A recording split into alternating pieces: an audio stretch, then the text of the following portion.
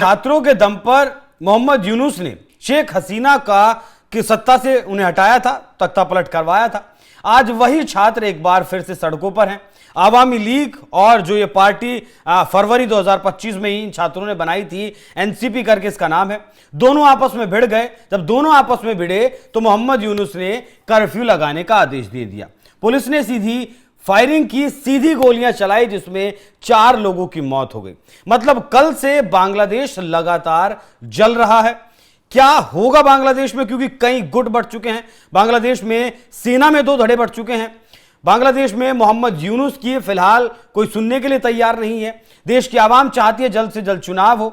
Awami league चाहती है कि शेख हसीना एक बार फिर से वापस आए। इन्हीं छात्रों ने जितने भी मतलब इतिहास समेटे हुए बांग्लादेश जो था वो सब कुछ मिटा दिया गया है। बंगबंधु की जो प्रतिमा थी उसे तक तोड़ दिया गया। और अब तक के जो आंकड़े हैं वो ऐसा बताते हैं कि 1500 जो इतिहास से जुड़ी हुई चीजें थी वो इन्होंने पूरी तरीके से खत्म कर दिया। तो क्या चल रहा है बांग्लादेश में, क्या होगा बांग्लादेश का, उसी विषय पर चर्चा करेंगे। मेरे साथ मौजूद हैं हमारे वरिष्ठ सहयोगी पंकज प्रसून। सर बहुत बहुत स्वागत आपका। बांग्लादेश नाम सुनकर सर अब तो हंसी आती है। जहां पे ये घटना हुई है, गोपालगंज में हुई है ये घटना, वो बांग्लादेश का सबसे बड़ा हिंदू मेजोरिटी एरिया है। और आरोप यह है इसमें कि आवामी लीग जो शेख हसीना की पार्टी है उनके और नेशनल सिटीजन्स पार्टी जो छात्र संगठन है जिन्होंने पॉलिटिकल पार्टी बनाई थी, उनके कार्यकर्ताओं के बीच ये भिड़ंत हुई थी। ये ऑफिशियल है। लेकिन मैं बांग्लादेश का अखबार पढ़ रहा था, वहां पे जमाते इस्लामी उसने जानबूझकर हमला करवाया हिंदुओं पर और यह कह दिया कि ये आवामी लीग के कार्यकर्ता हैं इसलिए हमने मारा है।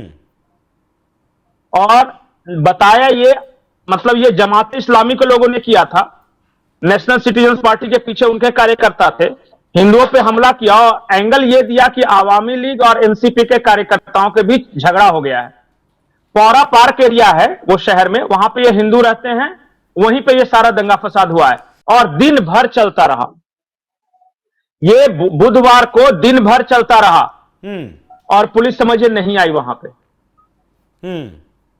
अब दिन भर में दोनों तरफ से आगजनी हुई है, गाड़ियों में आग लगा दी गई है, बम फेंके गए हैं। जो हमारे पास जो जानकारी है, जो कि वहां रिपोर्ट हुआ है, उसमें 4 कार्यकर्ता आवामी लीग के मतलब हिंदू की तरफ से मरे हैं और बाकी 6 लोग उनकी तरफ से मरे हैं। मतलब 10 डेथ कंफर्म है और सैकड़ों कार्यकर्ता जो है लोग जो है वो अस्पतालों में भर्ती हैं दोनों तरफ के। उसके बाद प्रशासन ने कर्फ्यू लगा दिया है सुबह 8 बजे से लेकर शाम 6 बजे तक। अभी वहां पे कर्फ्यू लगा हुआ है। 14 लोगों को गिरफ्तार किया गया है इस हिंसा से, हाँ, इस हिंसा से जुड़े मामले में। वहां एचएससी आलिम और एचएससी वोकेशनल ये 3 परीक्षाएं होनी थी गोपालगंज जिले में, उसे पोस्टपोन कर दिया गया है।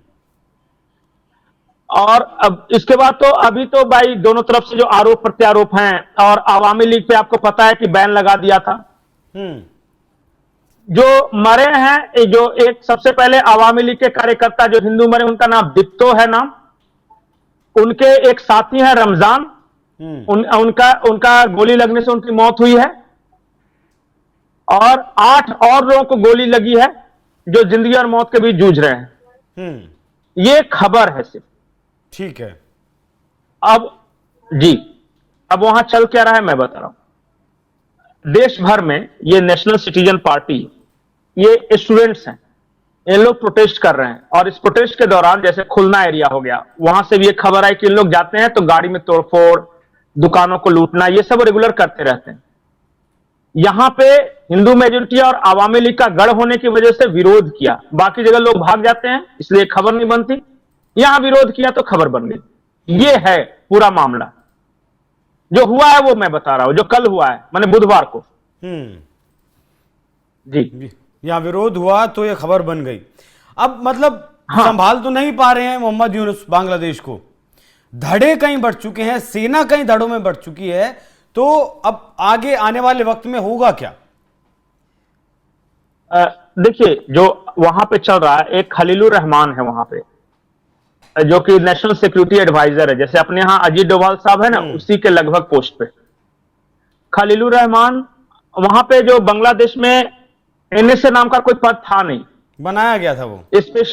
स्पेशली इनके लिए क्रिएट किया गया है। और ये इसलिए क्रिएट किया गया है कि सीआईए जो है वो कॉक्स बाजार से लेकर और वो अराकान आर्मी वाला जो क्षेत्र है म्यांमार में जो रखाइन प्रांत है वहां तक एक कॉरिडोर बना रही थी। और उस कॉरिडोर में कॉक्स बाजार भी है, चिटगोंग पोर्ट भी है, और वो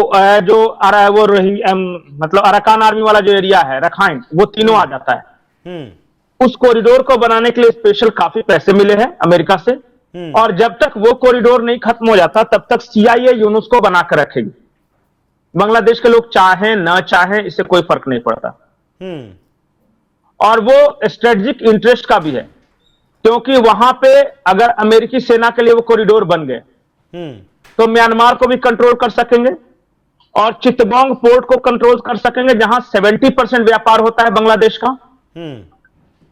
और कॉक्स बाजार में सबसे बड़ा ट्रेनिंग कैंप उन्होंने बनाया है। रोहिंग्या को ट्रेनिंग कर करके वो लड़ने के लिए भेज रहे हैं म्यांमार में। अच्छा, वो जिस तरह पाकिस्तान में ट्रेनिंग होती थी ना वो रशियन फोर्सेस से लड़ने के लिए, तो म्यांमार में चाइनीज फोर्सेस क्या है, वो जो वहां के मिलिट्री है वो चाइना के सपोर्ट से चल रही है। तो उस मिलिट्री से लड़ने के लिए इन्होंने अपनी एक आर्मी बनाई है और उसको ये ट्रेनिंग दे रहे हैं कॉक्स बाजार में, और यहां से वो कॉरिडोर के जरिए भेजते हैं खाना, रसद, सामान वगैरह सब उधर से ही भेजते हैं।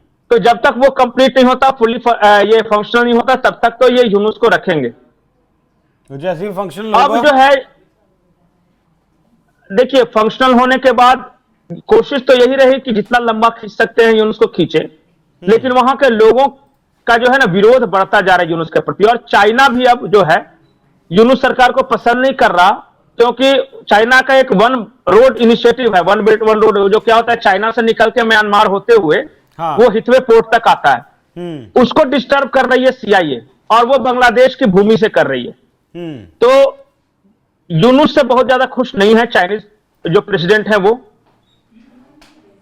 भारत के विरोध में भले ही पाकिस्तान और बांग्लादेश चाइना एक साथ आते हैं, लेकिन अंत में है तो पपेट सीआईए का ही नहीं है। हाँ, तो इसलिए चाइना पसंद नहीं कर रहा है आजकल।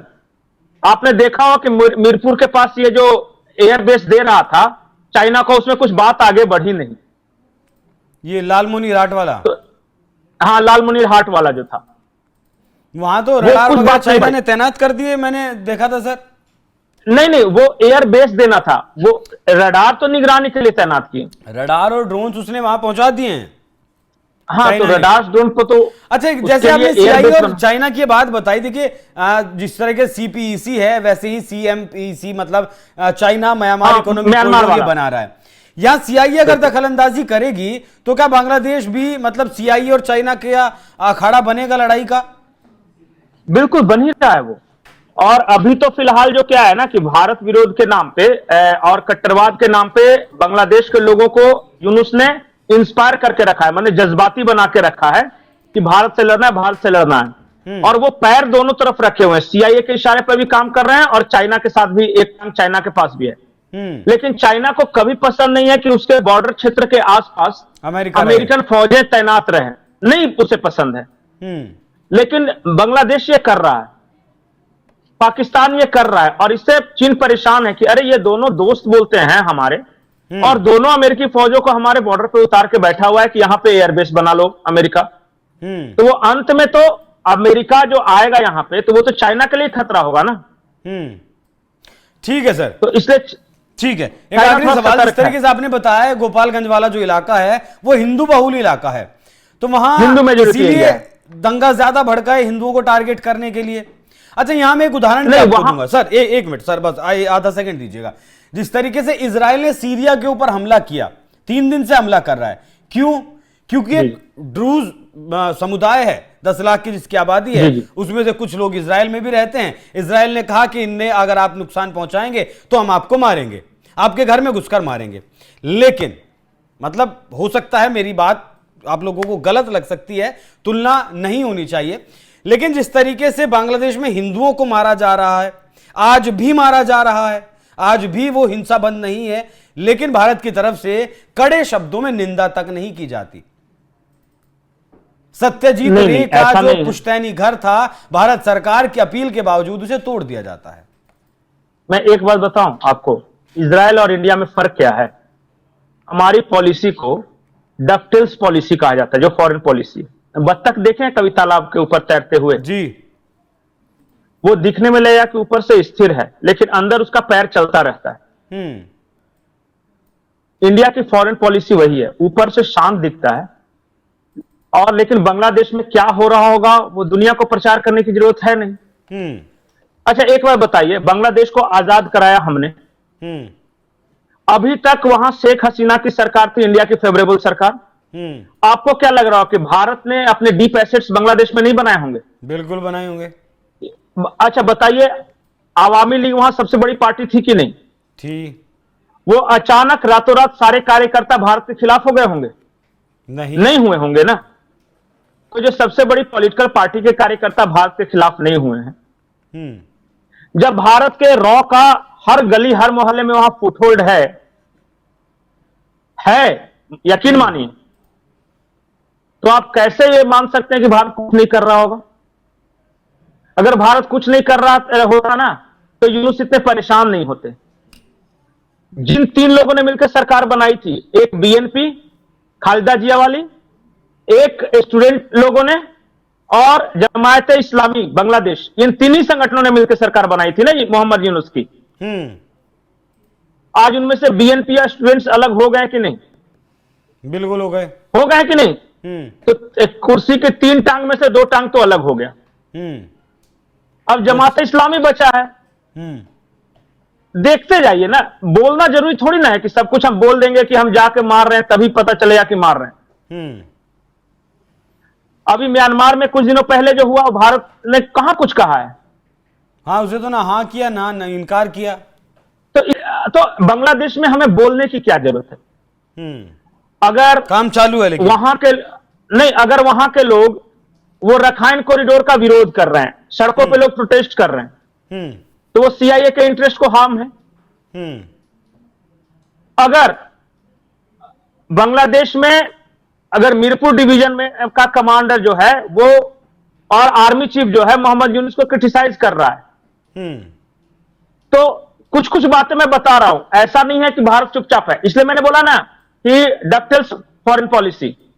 बत्तख ऊपर से बैठा हुआ है तालाब में, दिख नहीं रहा, अंदर अंदर पैर चल रहा है, वो किसी को दिखना भी नहीं चाहिए। ठीक है सर, और मैं आपको आज मैं एक महत्वपूर्ण बात कह के जा रहा हूं जी। बांग्लादेश में अगले 6 महीने में आप भी यहीं रहेंगे, हम भी यहीं रहेंगे, और डिस्कशन कर लीजिएगा, फिर तब पता चलेगा कि भारत ने क्या किया और क्या नहीं किया। अगले 6 महीने में क्या? अब सब कुछ इसलिए मैंने बताया ना कि ऊपर से बत्तख को शांत रहने दीजिए ना, पैर अंदर चलने दीजिए, पानी के अंदर चल रहा है पैर। ठीक है सर, देखते हैं 6 महीने में बत्तख नीचे पैर चला के क्या ही करती है क्या नहीं करती है। बाकी बहुत धन्यवाद आपका। बांग्लादेश फिलहाल जल रहा है, सड़कों पर आगजनी है, 2 दिन लगभग होने को आए हैं, कर्फ्यू वहां लगा हुआ है, 10 से ज्यादा 10 लोग अब तक मर चुके हैं और दर्जनों लोग घायल हैं। तो बांग्लादेश को खुद शायद अभी नहीं पता है कि वो किस दिशा में जा रहा है। बाकी भविष्य क्या होगा, पंकज जी ने कहा है कि काम बहुत तेजी से वहां चालू है, बत्तख नीचे नीचे अपनी पूरी कोशिश कर रही है, क्योंकि उसका पूरा नेटवर्क है, पूरा उसका जाल बांग्लादेश में मौजूद है। पिछले 20 साल में यही तो हमने किया है और किया ही क्या है। बाकी अब 6 महीने बाद क्या रिजल्ट दिखेगा पंकज जी के मुताबिक, वो देखने वाली बात होगी। बाकी आप लोग इस विषय पर क्या सोचते हैं, अपनी राय हमें कमेंट कर जरूर बताइएगा। नमस्कार।